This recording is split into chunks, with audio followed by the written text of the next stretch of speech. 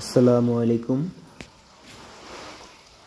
আমরা এখন আছি দাসপাড়া, রসুলপুর, ব্যায়ামগঞ্জ, নোয়াখালী।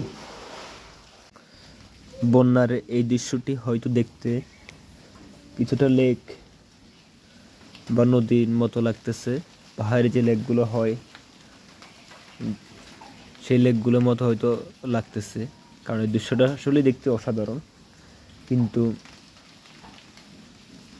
এর পিছনে যে দৃশ্যটা সেটি খুবই বেদনাদায়ক,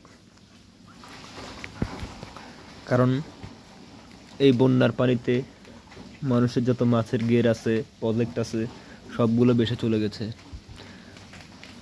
তারপর ধানের জমি ভেসে গেছে, যারা গাছের বিভিন্ন সবজি রোপণ করছে সেই সবজির চারাগুলো ডুবে গেছে। আমি নিজেও একটা মাছের প্রজেক্ট করছি, সেটাও ডুবে গেছে, এবং একটা পেঁপে বাগান করেছি, সেটাও ডুবে গেছে। এছাড়া মানুষের যত ফল গাছ আছে সবগুলা এই বন্যার কারণে মারা গেছে। আপনারা জানলে অবাক হবেন, সব জায়গায় বন্যা হলে হয়তো 10-12 দিন বা 15 দিনে নেমে যাই, কিন্তু আমরা গত 1 তারিখ থেকে আজকে 2 তারিখ, প্রায় 1 মাস 2 দিন যাবত আমরা বন্যার পানিতে ডুবে আছি। জানি না আর কতদিন থাকতে হবে।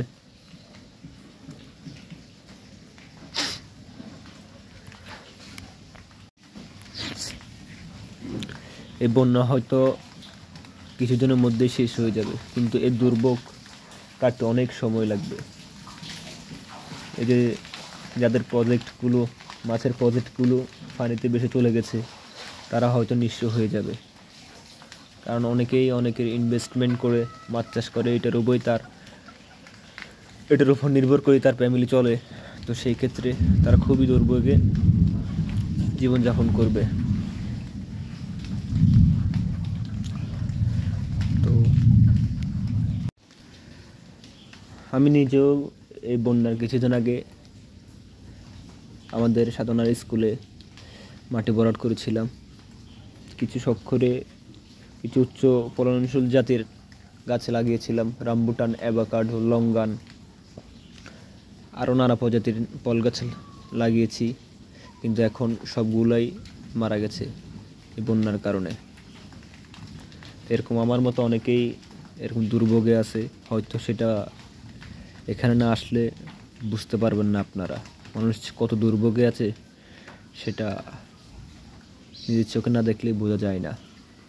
এটাই, সবাই আমাদের জন্য দোয়া করবেন। এতটুকুই আজকের মতো। ভালো থাকবেন। আসসালামু আলাইকুম।